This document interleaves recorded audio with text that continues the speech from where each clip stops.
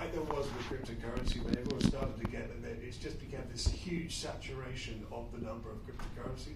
And now everyone has access to AI tools, and where you used to historically have dominance from the large tech corporates and startups where they were funded very carefully and guided, but now you've got this the risk of having this plethora and saturation of companies all offering very similar services without having an idea where to turn.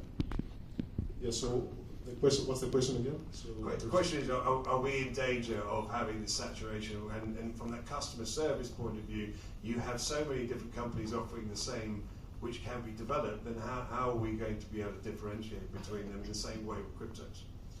Yeah, I think it's just like in the beginning of the journey. So I think you will see a lot of like startups now, launching new products. But I would say that like this should actually boost creativity and boost like, let's say, productivity. I would say saturation not so much like yet, but in the future, like when we see like smaller players, like not only big tech companies actually investing in this like new technology, generative AI technology, then we'll see what happens. But now I think for now it's just about like boosting, let's say, creativity.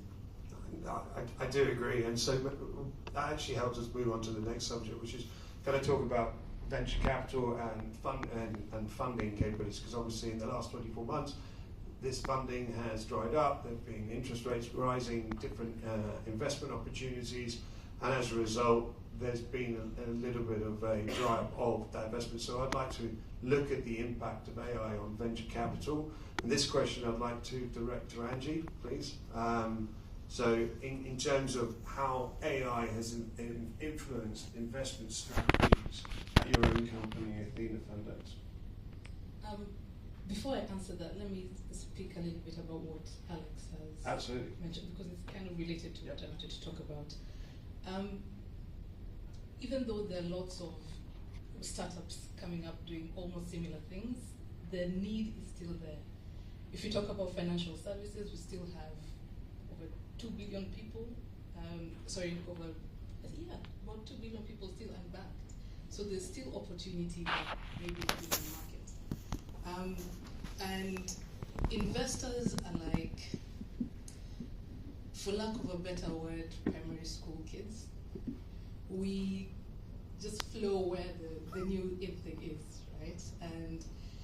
But now we're seeing lots of investors trying to do different things, even the way they're investing, using data more, using AI, the likes of Dream Factory, who are completely using AI with no human interaction. And they are, I think, the most active VC in the market right now. They do over 200 investments in a quarter, so by use of AI. But in Athena Fund, we are using AI to diversify our portfolio, and we are sector agnostic, but as the trend goes, so people follow where the money is. So if all investment is going to AI, everyone all of a sudden has an AI startup. And we're trying to use AI ourselves to try and diversify where we put our money. And also we look at, besides the sectors, we're also looking at SDGs, social development goals, sustainable development goals, and we have to make sure that our startups are speaking to at least one of the 17 SDGs. We don't want to focus everything on one, so we use AI heavily to diversify that. The way Athena Fund X is set up, it's a pipeline. So the women, we focus on women tech entrepreneurs. The women that come to our platform start by learning with the tools that we have. So we have a simple AI coach that runs on WhatsApp, and they start their journey there. So you have an idea, but you don't know where to take this idea. You come to us, we introduce you to our AI coach, and you learn. And at the end of it, hopefully, if you stick with us and you're persistent and patient, we will have capital for you. And through AI, we can see where like which topics the women are mostly learning, the questions, the types of questions they're asking. So we sort of build up behavioral insight on this female entrepreneur. By the time they're coming to ask for an investment, it's not that courting phase that takes about 6 to 9 months, which is, but we already know you. So we have built that relationship through your interaction with us. And then there'll be funding at the end. There's some smart people out there who are doing social investment, a group of investors coming together and doing social investment, plugging in Facebook and just trying to analyze the startup, news articles, plugging in news articles and market perceptions on a particular space. Maybe it's climate tech, because that's also an in thing right now. And they analyze this together and invest on a particular startup. So there's a lot of interesting things happening there in the investment space. And I agree with that. I mean, in terms of being able to have that due diligence and to be able to have that assessment before they've even walked through the door, that does cut you a lot of time. It's also very interesting about, I mean, it's very close to my heart, the unbanked. The fact that a quarter of the global population is still underserved just goes to show there's still opportunity to do good from this point of view. So yeah, I totally agree with you. Exactly. And while investment is drying up in Europe, in America, investment is flowing into Africa. So if you're thinking about starting a startup, think about Africa. You heard that first. Okay, thank you, Angie. Tanya. So, as with your introduction, FinTech is your life and you're immersed in it. My question to you is, how do you feel the AI investment landscape will evolve in the FinTech sector? And before that, just through a show of hands, if I may know how many FinTechs in the room? Okay, thank you. It just helped me craft my generic plus a FinTech specific view. And there are some notes to just pick up on some of the stats that I've gathered in this space. So my view is it's mostly a paradigm shift, and it's very, very evident that the interest from the investors in this space is constantly growing. But at the same time, though there's a lot of noise, there's little signal all at the same time. And what I mean by that is when I speak to VCs, they do want to know how is AI showing up in FinTech or vice versa. And huge interest, no doubt, but they really want to delve deeper on recognizing the potential on how AI will disrupt the financial industry as a whole. And AI-driven wealth creation is a very, very hot topic. But definitely, FinTech is becoming the business model for AI, as was the case with vertical SaaS. And in terms of my observations with speaking to a few clients, and this includes the investment arms of big corporates, again, heaps of interest, and they want to be the early adopters of AI. And possible use cases that we've started exploring together are fraud detection, robo-advisory services. We also talk about algorithmic trading with them. Credit scoring is one area. And also the most talked about is customer service automation. But if I slightly go deeper and back to Angie's point, evolving investment landscape can also be looked at how venture investors and other investors in the ecosystem are looking at using AI. And there are three very, very important practices that I'm sure will start evolving and taking massive and mature space. One is the due diligence and risk assessment, which today is quite subjective and time consuming. And the fact that we want to make 300 investments a year, it means that we can use AI to analyze, assess, and do due diligence of all sorts, be it technical, operational due diligence, or risk due diligence.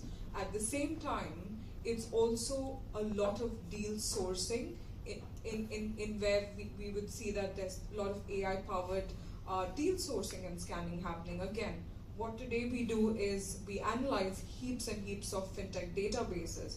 We see reports, we analyze publications, we try to identify what's the hot news about a specific investment we want to make.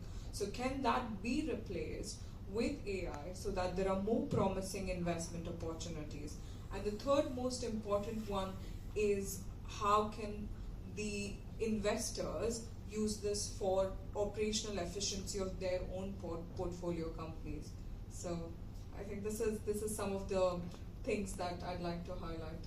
I agree with you. It does seem an overwhelming support for and welcoming this and provides opportunity in this space. So it's very much going on the same theme, but can I pass it to Alex now? I think it's pretty much been answered, so I'll elaborate on it, but what do investors look for in AI-driven startups? So I think what we're trying to say there is what are the key signals investors are looking for to trigger a buy? Yeah, I think there's a couple of things investors look at when evaluating a new, let's say, AI-driven startup. But I think the most important thing is to actually find a startup that actually addresses or solves a real-world challenge at the moment or a problem that exists using AI. So I think this can happen by actually having, let's say, an AI-driven solution on the core. So in order to understand better how to address this, like let's say problem. So I think also it's very important to have a qualified founding team as well in your startup. So expertise, like if the track record of success, for example, if you had 2 previous exits, then it's much easier to raise money than taking a bet on someone who they don't know. So I think expertise, like, and also deep, let's say, a good mix and blend of like business expertise and technical expertise is a good, like, let's say, 2 components for a founding team.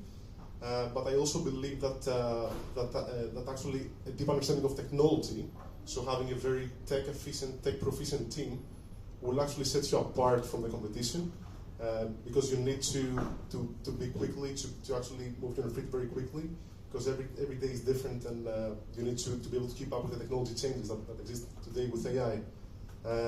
But I think in terms of, let's say, funding early-stage startups, I think it's always a gut-driven instinct and a bet, because you don't have data. You don't have data to actually, in later rounds, it's maybe you have product market fit or technology solution fit. So you can actually talk back to your investors how to raise more money. But in the beginning stages, you need to have a resilient mindset to never, for example, if you believe and you have a vision, clear vision of your idea, that you believe it will actually change the world, to actually double down and find the next investor who actually is going to believe in you and in your vision to actually raise money. Okay, thank you. And I do want to carry on with this, but I'm conscious about the time and everyone wants to get some drinks, so I'm going to move on to the next subject, but I really appreciate your thoughts, I agree with them. It is still an interesting space. So the third topic I'd like to be able to go on to is something that the industry and the world in general has really struggled with, and that is gender equality. And I think it requires a lot of awareness contributions in terms of AI development and how it's promoting diversity in technology. So my first question is to you, Angie. This is key to your business, female-driven innovation. So can you share some significant success stories, women in AI and GPT-4 development that you've had personal experience with? Well, I wouldn't say personal experience. No, sorry, people you've been involved with and you've been in contact with. Well, there are amazing women out there doing incredible things, and most recently, just 2 weeks ago, there's a lady who I met. She's called Anna. She's developed. She's an entrepreneur, and she became an entrepreneur at the age of 54. So you can imagine. Still hope for me. Still have ways to go. But Anna has developed a headgear that has incorporated AI plus her extensive knowledge in neuroscience, and it helps women manage the PMS and menstrual cycle. So we don't really see a lot of innovation in women's health, but here comes Anna, who's 54, who herself has been struggling with it and is using AI to help women, and there are millions, billions of women. We are half of the population, for God's sake. So you can imagine. So we are seeing women doing very, I don't want to use the word innovative because it's so overused, but game-changing things out there. One of my personal heroes is Mirati, and besides, I think she has a ton of patience because she's Elon Musk's baby mama, but besides that, she's one of the people who founded ChatGPT. She's one of the developers of ChatGPT, and she's an incredible woman who's doing so much. And she started a fund that supports other women to start their AI businesses. The likes of Lele I'm sure I'm getting her last name wrong, but she's a professor at Stanford, and she's always talking about the next thing in AI and AI development. And her papers and her TED Talks are just out of this world. But besides the vast number of women who are doing amazing things, I would like maybe to put a call for action to anyone who's thinking about developing AI or using AI, to just keep women at the back of your minds. When you're training the AI models on language, can we have them being gender accommodating? No, I agree. I mean, I'd just like to say I'm in the minority in my family. I'm one of 5 and there are 4 sisters, so not true for me. But in terms of women in tech, many people, they are struggling, and it still seems to be this systemic problem. So my question to Tanya, if possible, is, how can the FinTech industry support women pursuing AI careers, and what more can the industry do to promote women getting to senior positions and entrepreneur and getting that gender equality? Thank you, Phil, and a very important and close to my heart topic. Again, a few things to share. I'm just 4 years old to UK, and even less older to UK FinTech ecosystem. And of course, being a woman of color, very new to this country, I'll give you my personal example.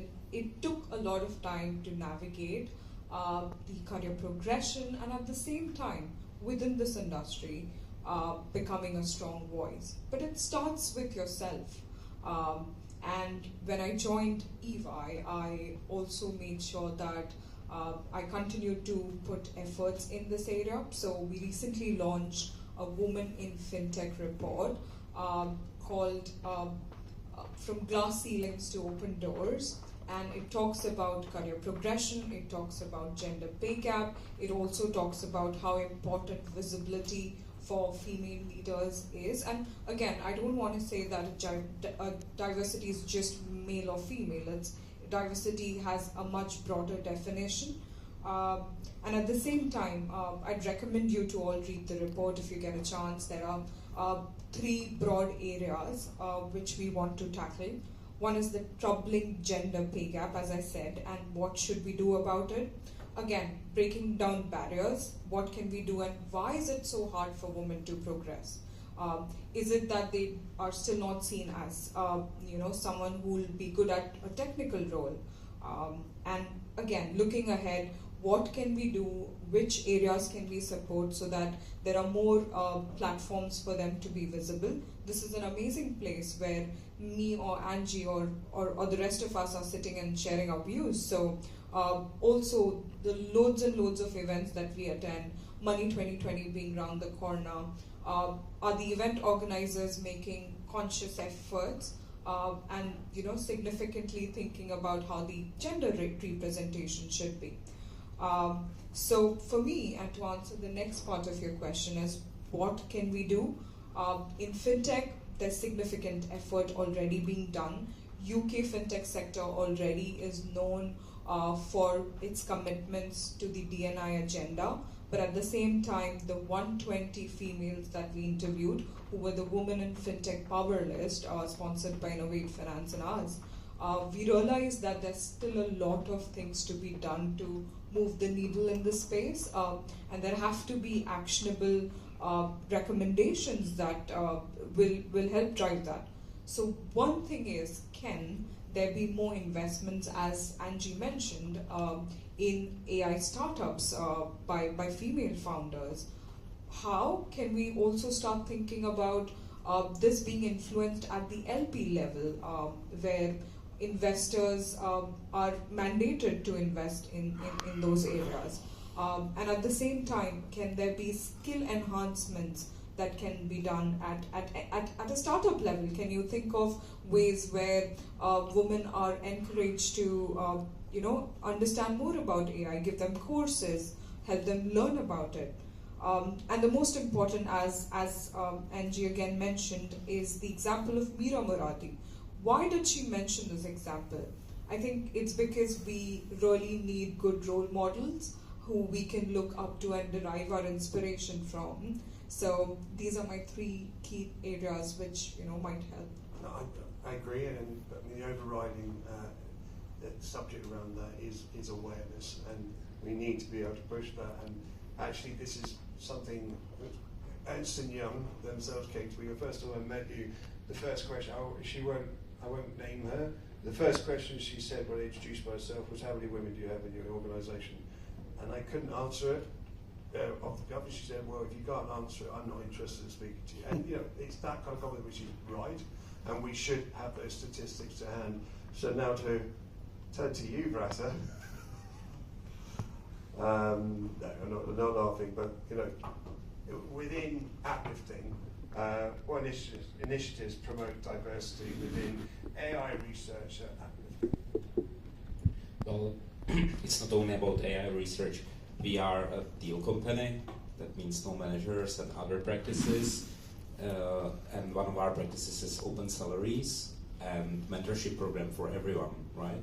So I don't know how my people are promoted, male or female, or there's diversity. And the thing is, if you don't like your mentor, you can always choose another one. And that's, and I think as Tanya said, it's all about having the transparency, having a very clear, we for example use competency models for the advancement of our people, and I think where there's transparency, option to choose, and ability to kind of overcome the obstacles, it creates a very level playing field for everyone. So that's how we tackle this issue at uplifting. Thank you, Vrata. I mean, it's interesting. I mean, I don't know what the statistic is, but it's something like 5% of the CEOs in the Fortune 100 are female. I mean, that makes no sense in modern age. But look, I know we can talk about it. We are slightly running over time, so I'm going to try and go through this a little bit quicker. So I'm going to change to next subject, and this is something that's been a lot of people are fearful of, and it centres around potential threat to jobs in AI from AI. So first question on this subject is to Jan, please. How can AI adoption be balanced to minimise job displacement? And that's a tough one. Sorry to give you the tough ones. And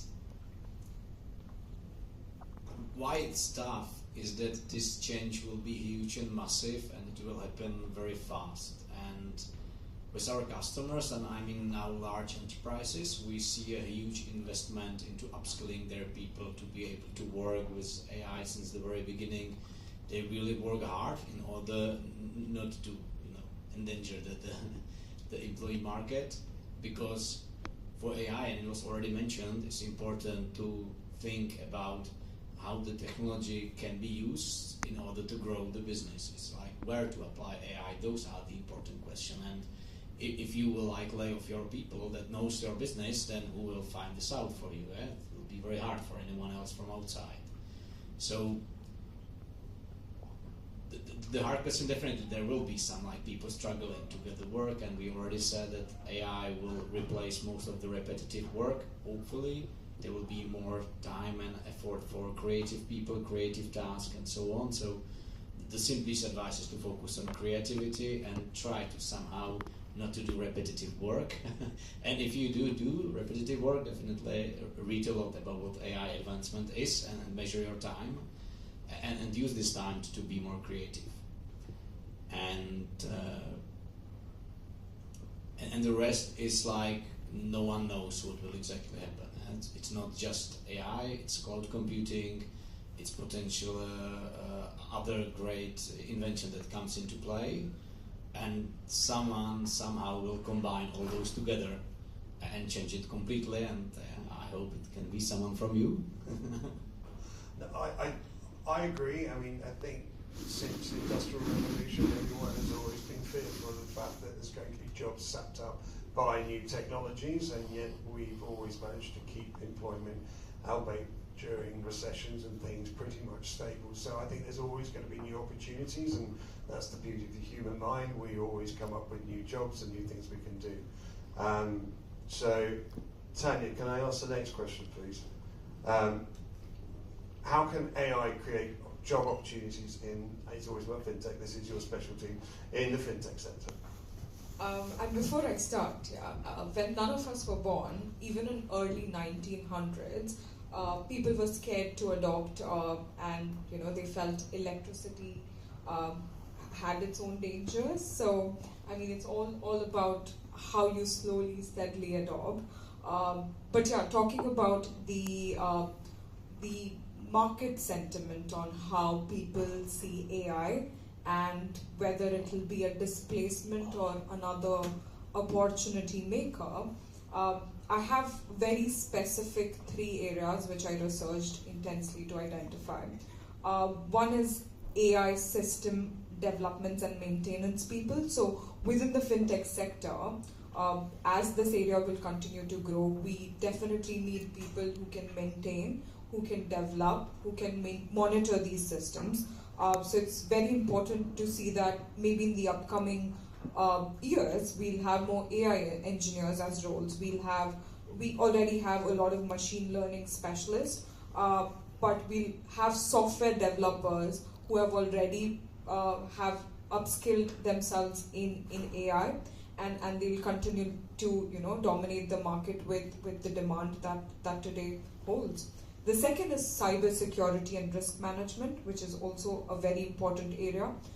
So job opportunities would be in the form of cyber security experts who specialize in creating AI-specific security measures, and at the same time, can they have enough expertise to detect anomalies and implement robust risk management strategies. So this is the second area, and my last area would be, and which goes without saying, it's the ethical and regulatory frameworks around AI.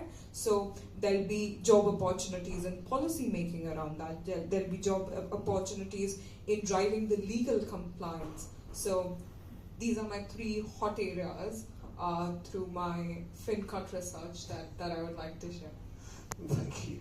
And now to Brata.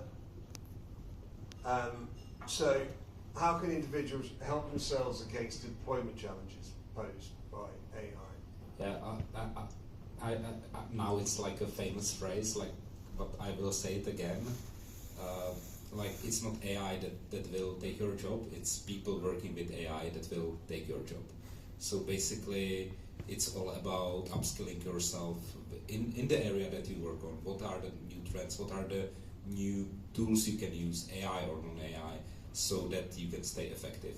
And I think that's the best investment that you can make for yourself, especially if you, even in creative roles, the AI can help very much. When you look at the generative models for audio, video, pictures, there's a lot to be said for these models as for example, starting point for your creative process. So even me as a dinosaur, there's hope for me.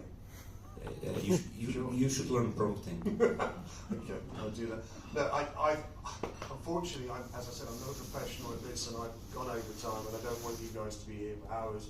So I'm going to have to leave out one topic, but there are two questions which I'd quite like to ask, and this one's to Angie. How do because I think ethics in AI is hot, and it's a difficult one. It's one I struggle with as well, and to see where it's going. So, how do ethical considerations influence investment decisions in AI-driven startups?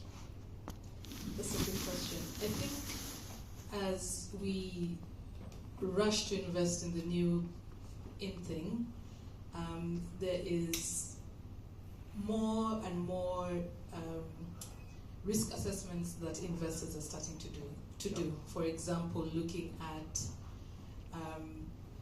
things like carbon emissions. You're building this brilliant AI tool, but it's going to run on how many machines? So how's that affecting our world? We are looking at responsible AI and how we collect data. If you process customer data, there's you have to look at GDPR and all those things, but also the responsible use of that data that you're collecting. For the women that come through our program, we are very clear why we are collecting that data. It's for the end game, which is to get you the investment that you need, and also to make our systems run better.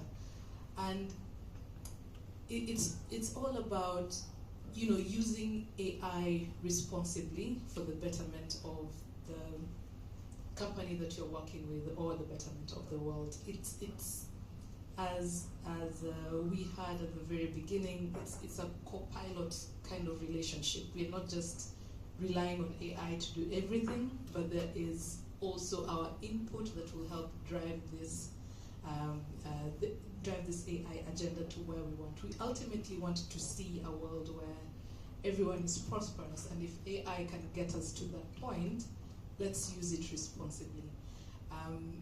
We have been seeing companies that are not using data properly and getting bashed, and people kind of staying away from them, and that we'll continue seeing more and more of that as consumers are being informed of how their data is being used.